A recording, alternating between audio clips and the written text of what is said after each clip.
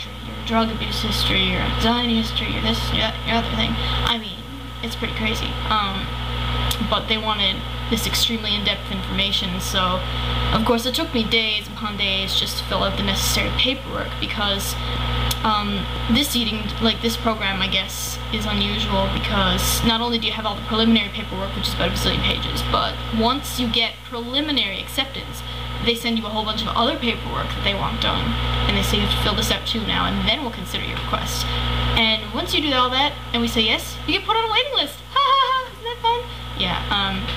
But yeah. What was I gonna say? So all that for waiting list, right?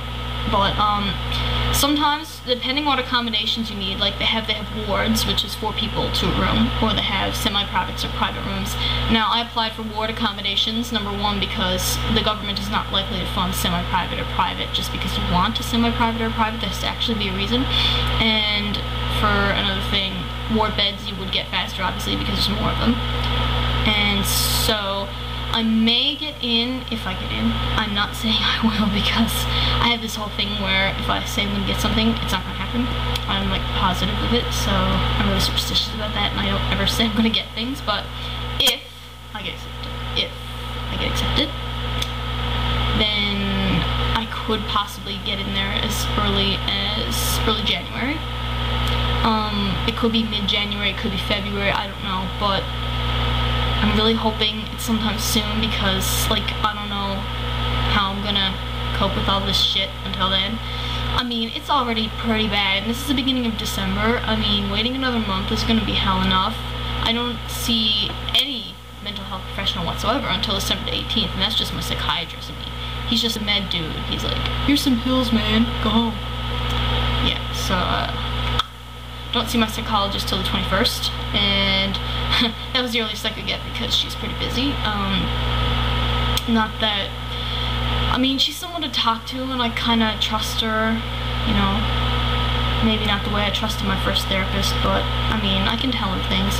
It's not the same as that first therapeutic relationship was, but she's someone to talk to, you know, someone who I know actually understands the psychology of it, because obviously she has that training and she works with people with eating disorders, and, you know, she's helped them before and blah blah blah.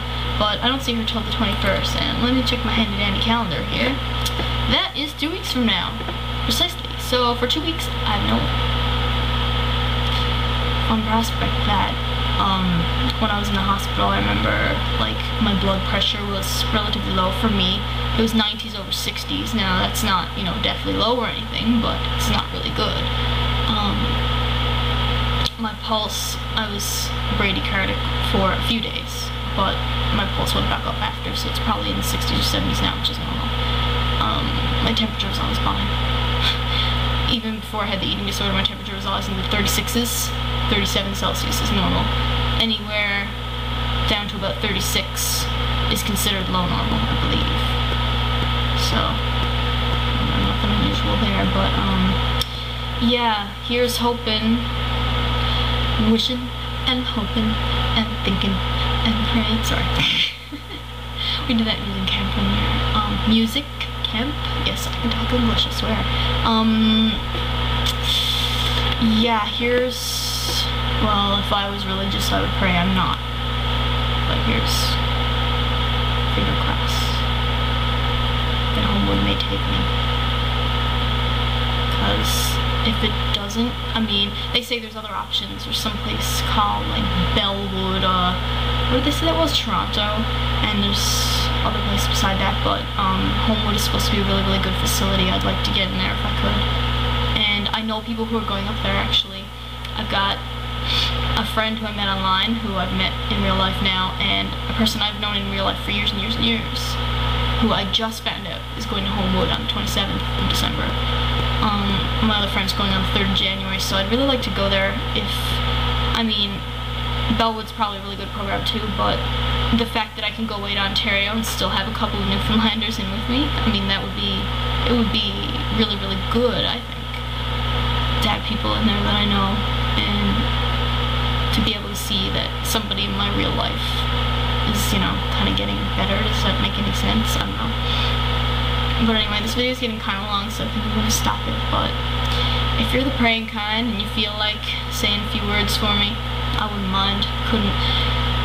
I won't say it couldn't hurt, because my superstition tells me that if I say that, it's gonna hurt, but, you know, go with your own beliefs, and don't ignore my little paranoid spiels. If you pray, it would be nice if you said a few words, you know. If you don't, ask, whisper. This is like my I love you sign right now. If you want to say that for me, or for anybody else who's trying to get into recovery, for that matter, go ahead. I'm cool with that. Yo. I'm not a wigger, I swear. I'm really not. I'm certainly not black, though, no. Yeah, you see this face? This is a pasty white face. In fact, I don't think you come much whiter than me, but that's okay.